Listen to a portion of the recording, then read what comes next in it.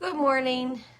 It's nice and warm out for once. I'm still wearing a light jacket, but that's okay. I'll take spring over whatever we've been having lately. So this is my new shirt that I got at the cat conference. Cool cats get tipped. And it might be hard to see, but there's a little cat with an ear tip there. And so I just thought that was too cute and had to get it. So today's Talk About It Tuesday, excuse me, is going to be to talk about preventatives. Many times this is still something that I'm seeing people are not doing. And it is, so let's talk about flea, tick, and heartworm prevention. All right. So let's talk about flea and tick first. I get a lot of like, oh, my cat never goes outside, or my dogs only go outside long enough to go to the bathroom. So flea and tick is really not that important. Actually, it really is. Even if your animal never leaves your house, you do, and you can bring fleas and ticks into your home. I know that just walking to my mailbox in the summer and putting mail in and then walking back, it is nothing for me to have 2 or 3 ticks climbing up my legs, right? So if I'm not paying attention, those ticks are now going to jump off of me and go find one of my animals, because I'm probably going to find it right away. But animals, you know, they get down in the hair and they get in places that the animals can't reach. And, you know, the dog or cat can't be like, hey, buddy, could you take this tick off of me? They can't do that. I can go, hey, can you check my back, honey? And he's going to find it and take it off for me, right? So we really want to be protecting our animals from fleas and ticks. Let's start with fleas, okay? Many times we see animals that come into our shelter and they are flea ridden. And people are shocked that they had any fleas at all. Well, here's why. Fleas don't bother us if they have animals to be on, because we don't have hair to hide in. We don't have good places to make it easy for them to stay. We don't have good places for them to lay eggs where they don't come off, because, you know, we shower and we clean, we change our clothes, things like that. Animals don't have that. So fleas get on your dog or your cat, and then they lay eggs and they multiply. When we get flea-ridden animals, and I mean at the shelter, we get really bad ones. So, for instance, those puppies that were allegedly left on the side of the road, which later we found out not so much, they came to us with parvo, ringworm. They were full of worms, and they were flea-ridden. Now, they were dark, and you could not see them, but touching them, you could feel it. And when I went to use little wipes to clean them off because of them being sick and I was trying to keep them clean, the wipe would come back completely brown and red from all of the blood from the fleas. Like, that is so bad. And we see it a lot. You probably saw the pug, everybody did, and her missing hair is from a flea infestation that went so long that she lost her hair. Arlo, you've seen Arlo, right? Arlo is completely naked from a flea infestation that was not treated, and he eventually lost all his hair, and now he is going on 1.5 years. Yeah, and he's not going to get his hair back, ever. So fleas are very damaging. They literally suck the blood out of your animal, and if your animal has other issues, they can totally, like, we have seen young puppies come in flea covered, full of worms. They can die from that because they're sucking the blood out of them. Now, ticks do the same thing. Now, a tick is a little different. They don't lay eggs on them that I know of. Never heard of that anyways. They suck the blood out of them until they get so fat they literally just fall off. But a bunch of ticks can still suck enough blood out of your dog to actually cause them to be ill. It can cause them to die eventually. My husband and I found a puppy on our property like 15 years ago, and it was looked like a little golden retriever looking mixed puppy, and she was absolutely covered. I think we found like 30 ticks on this little puppy, okay? She was very lethargic, and we were like, wow, she's really calm for a puppy. Well, after about 4 hours, she was not so calm anymore. And it was because those ticks were sucking the life right out of her, because they're taking all her blood faster than she can make it. So ticks are just as important to treat and prevent. And here's another reason why ticks are super important to treat and prevent. They bring diseases. They bring Ehrlichia, they bring Lyme, they bring another one that I have a heck of a time pronouncing. It's like anomoplosa or something along those lines. You don't see that one as much. And Ehrlichia is like the second most popular disease. I don't know if that's the right way to say that. But Lyme, holy cow. I didn't even know what Lyme disease was until probably 6 years ago. Never heard of it. Never was, never dealt with it. Didn't know it was a thing. It is seriously a thing in all counties around here now. I would say about every other adult we get in has Lyme disease, because we test for it now because it's so prevalent. It comes from ticks.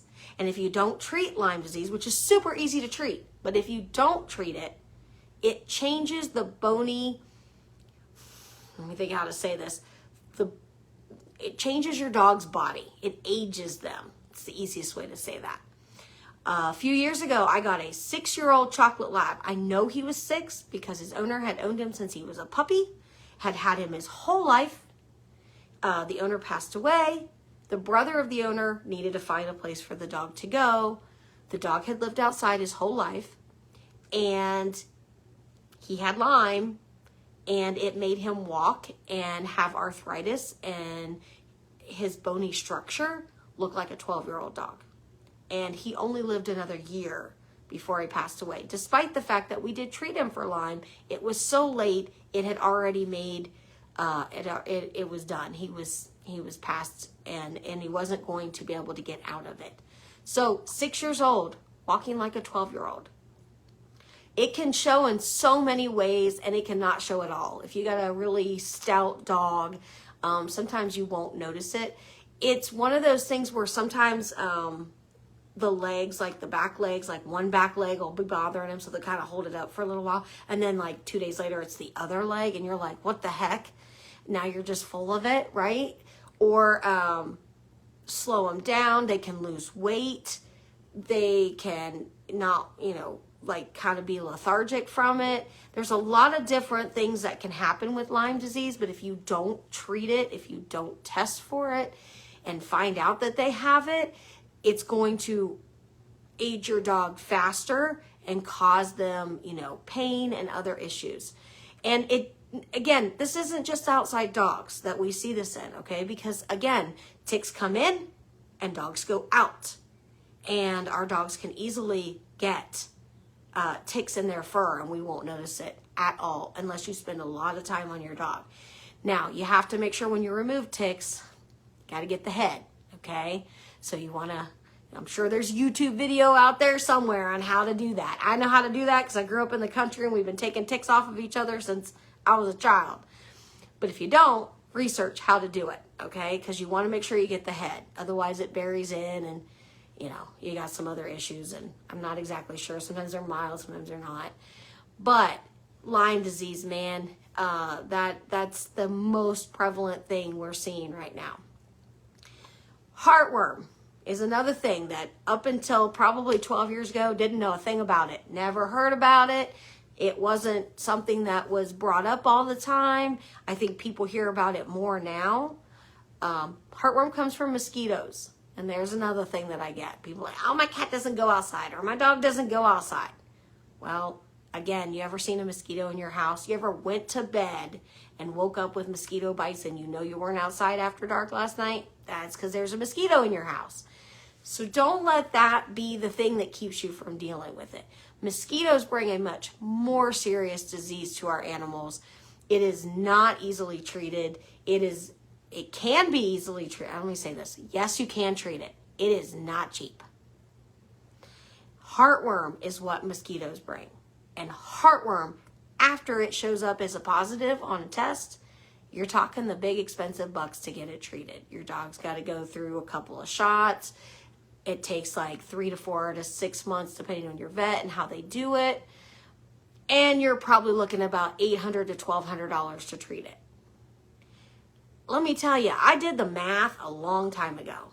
And my little heartworm medicine for my dog, and granted, I have 8, so I know it's not cheap, okay? But that's what I get for having 8 dogs, right? But looking at one dog and how much it costs to get that little chew or that pill to prevent heartworm, we're talking like $10 to $12 a month. So we'll say $150 a year. All right. Well, for $1,000, I can prevent heartworm in my dog for what, 7, 8 years? That's huge. And I only had to pay like $12 a month versus all of a sudden I got to come up with $1,200, right? Big, huge difference. And that matters. And that was one of the things that, granted, we all want our animals to be healthy and we all want, we want to spend everything we can on them, but we have limits. But when you look at it that way, which one do you want to do? Because if you get to heartworm, and your dog gets heartworm, and you don't have that money, the nicest thing you can do at that point is to let your dog go, because heartworms, it's terrible. Literally, they are worms in the heart. You cannot get this medication over the counter. That is another misconception. People think it falls into the same thing as hook, tapeworms, whipworms, and roundworms. It does not. You have to have a vet prescription for this. That means your dog has to have a vet test. Oh my gosh. Has to have a heartworm test. And they do a 4DX. A lot of them now will do, it's called a 4DX, which means they're testing for those 3 tick diseases I talked about, Lyme, Ehrlichia, and the one I can't say, and heartworm, all in one test. So you're going to need that test to get the prescription. There are ways to get it cheaper. And believe me, I have done the research. I have 8 dogs, and one of them takes 2 pills to get her covered every month. That's my giant big girl. What I have found is ordering them online outside of my vet is cheaper, and ordering them at a year at a time is usually like basically buying 10 and getting 1 or 2 free. That's kind of what it rounds out to be. So that's what I do. I order them for the year. Now, I'm going to give you a tip before you freak out and go, I can't do all that at one time either. Well, here's the thing. If your dogs, let's say you have 2 dogs. You have 2 dogs that are exactly the same size. You've had them both heartworm tested. You got to have them heartworm tested. Don't just start treating them. It's not a good idea. So you got 2 dogs the same size. Order 1 year for the one dog and use it for both.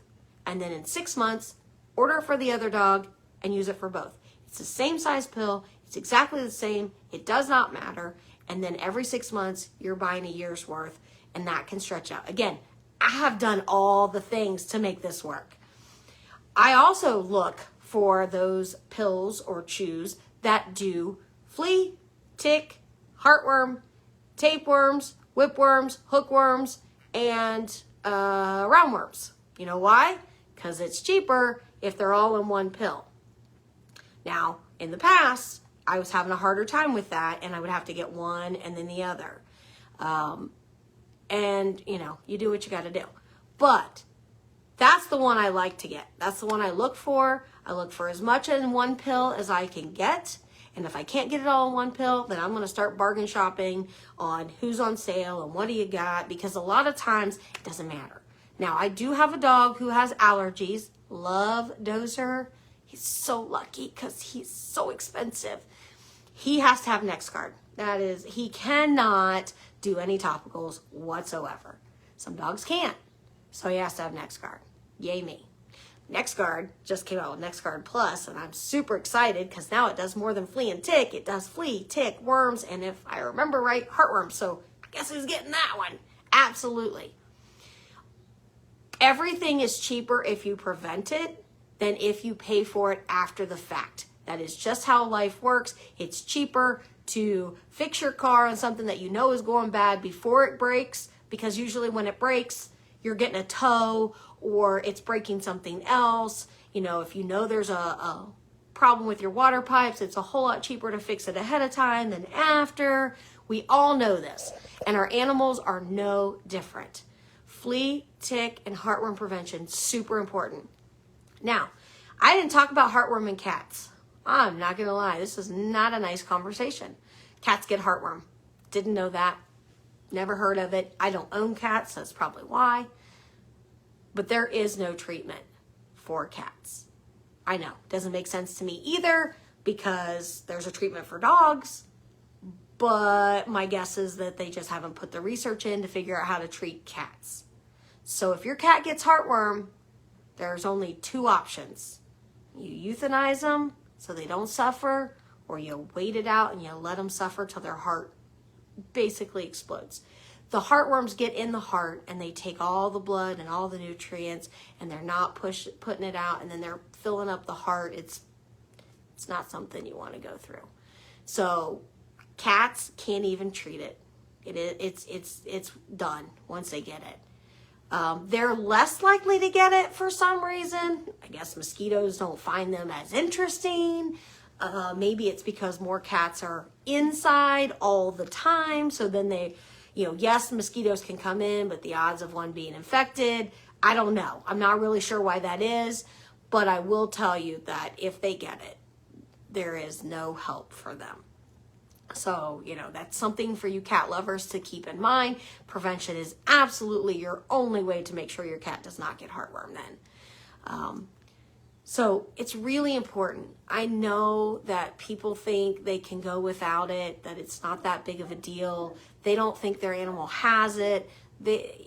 How many cats and dogs that show up to our clinics to get spayed and neutered, and they're like infested in fleas, and they're like, I had no idea. Well, that's because fleas stick to your animals. So please really consider finding something that you can afford, something to at least help them, prevent it. Flea, you got to decide what you can afford and what you can do, but just keep in mind that if they get sick with these things, you're going to have to pay more money to treat them. Ehrlichia and Lyme have the same treatment. Ehrlichia is treated, it's gone. Lyme disease, it's treated and it's gone, and it can come back, but it's kind of back and forth, does it ever come back? Sometimes it does, sometimes it doesn't. But you got to treat it or it's never stopping, okay? All right, so please, please, please look into it. Do some research. There's 1-800-PET-MEDS. There's so many online places that you can get your meds that you can help make this better. I know flea and tick is over the counter. You can get that in all kinds of places. There's really no reason not to do that. And while I'm at it, worm your dogs. That is another huge thing that we find wrong with animals that come in. Mac and Max, I just realized how close we made them. They both came in heartworm, Lyme, underweight from fleas and worms. It's just not worth it. And they've been treated. Here's the thing, the heartworm treatment, it's not an easy thing to go through. So the dog feels like crap from the actual heartworms, like really, really bad, when they have those awful treatments that are rough on them and they feel better. That's how bad they felt before. That the treatment, the treatment that's not fun, they're happier with that than they were when they were just dealing with the disease. So think about it. It's getting warmer. Not that we had a good winter. And I know around here, a lot of people are like, oh, I don't want winter, it's cold. Let me tell you, winter kills the mosquitoes, the fleas, the ticks. And when we don't have a bad winter, it means those bugs are way more prevalent and we are going to deal with it a lot more. So please, please, please consider it, look around, do some research, talk to people, find something, and use it. All right, well, I gotta go to work, so I will talk to you all later. Have a good day.